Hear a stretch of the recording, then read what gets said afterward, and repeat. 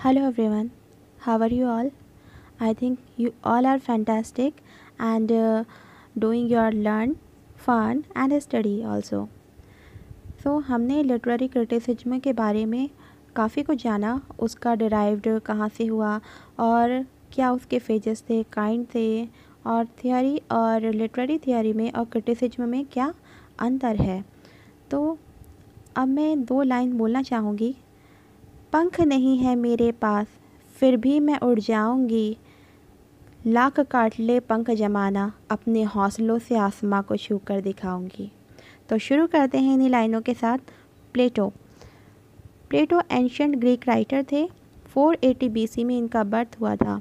उनको first systematic criticism के अंतर्गत क्रिटिक कहा जाता है, क्योंकि लोग कहते हैं कि फर्स्ट साइंटिस्ट तो एरिस्टोटल थे। हाँ, वो थे, लेकिन सिस्टमैटिक ढंग से लिखना इन्होंने ही स्टार्ट किया था।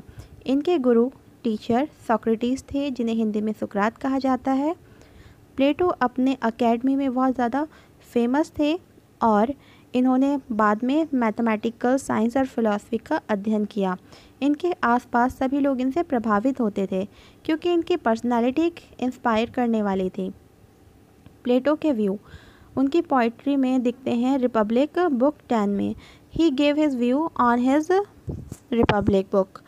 तो यहाँ पर उन्होंने इंस्पिरेशन बताई कि बिना इंस्पिरेशन के पोइट्री क्राफ्ट है, ठीक है, क्राफ्ट से बढ़कर कुछ नहीं है, क्योंकि इंस्पिरेशन मनुष्य को एक अच्छा रिजल्ट देते हैं। जो माइंड में होगा वही इंसान लिखेगा। और इमिटेशन के बारे में लिखा, क्योंकि ब्यूटी गुडनेस ये सिर्फ हेवन के लिए बनी है। हेवन मतलब स्वर्ग। और इन्होंने इसकी बुराई भी की कि पोइट्री नहीं होनी चाहिए स्कूल्स में। और शायद ऐसा हो सकता है कि वहाँ के सर्कमस्टांसेस थोड़े वैसे रहे होंगे उस ज़माने के, जो कि पोइट्री को लाइक नहीं किया जाता होगा, इसलिए शायद ऐसा कहा। और इन्होंने फाइन आर्ट और यूज़फुल आर्ट के बारे में बताया। यूज़फुल आर्ट में इन्होंने मेडिसिन और एग्रीकल्चर बताया और फाइन आर्ट में इन्होंने पेंटिंग, ठीक है, पेंटिंग और पोइट्री को निगलेक्ट किया और म्यूज़िक से कंपेयर नहीं किया, पेंटिंग से कंपेयर किया। लेकिन आर्ट फॉर आर्ट सेक ने क्या किया, इनकी जो पूरी थियोरी थी उसको बदल के ही रख दिया। अब आते हैं हम प्लेटो वर्सेस एरिस्टोटल। एरिस्टोटल हिंदी में अरस्तु। मैं इसलिए बोलती हूँ ताकि सभी को, एवरीवन, सभी को क्रिस्टल क्लियर हो जाए। सभी को मतलब इन द होल यूनिवर्स, सभी को। हम जानेंगे कि इनमें क्या डिफरेंस है, क्या एक तरह से द्वंद्व रहा।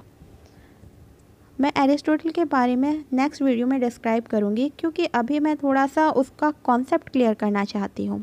प्लेटो और एरिस्टोटल में डिफरेंस क्या है। प्लेटो ने ह्यूमन लाइफ को समझा, लेकिन एरिस्टोटल ने ह्यूमन नॉलेज को समझा। देखिए, लाइफ और नॉलेज में बहुत डिफरेंस है। फिर प्लेटो ट्रांसडेंटलिज्म थे, अतीमाबाद कहते हैं जिसको, वो मैं आगे बताने वाली हूँ अभी इस वीडियो में। और एरिस्टोटल साइंटिस्ट थे, बायोलॉजिस्ट थे, और प्लेटो जो थे आइडियोलॉजिस्ट थे। एरिस्टोटल रियलिस्टिक, प्लेटो चार्मिंग लैंग्वेज यूज़ करते थे और वो प्राइवेट और टीचर टाइप की पर्सनालिटी थी उनकी। पेंटिंग को लेकर कंपेयर किया और उन्होंने म्यूज़िक के साथ उसको कंपेयर किया है। ट्रांसडेंटलिज्म अभी मैंने कहा था कि मैं बताऊंगी, तो इसका मतलब है एक दार्शनिक आंदोलन जो कि डेवलप हुआ था 1820 से 1830 में ईस्टर्न यूनाइटेड स्टेट्स में। इसका मतलब होता है goodness of nature, goodness of people. So transcendentalism जो था वो आइडियोलॉजी के अंतर्गत आता है, जो कि प्लेटो ने यूज़ की थी। प्लेटो बोलते थे कि पोइट्री क्या है, जैसे कि पेंटिंग है ना, बनी बनाई, उसी को राइटर्स पोइट लिख देते हैं। लेकिन एरिस्टोटल ने कहा नहीं, पोइट्री हमें पीसफुल, कामफुल माइंड और हार्ट प्रदान करती है। So I think it's enough for today. So last but not the least, I want to tell you that life में लर्न करिए, फन करिए और स्टडी करिए। देखना, आप छोटे से छोटी चीज़ को बहुत अच्छे से क्लियर अंडरस्टैंड कर पाएंगे, क्योंकि बैठे बिठाइए किसी की नैया पार नहीं होती, कोशिश करने वालों की कभी हार नहीं होती, कोशिश करने वालों की कभी हार नहीं होती। Thank you, like, subscribe and thank you once again.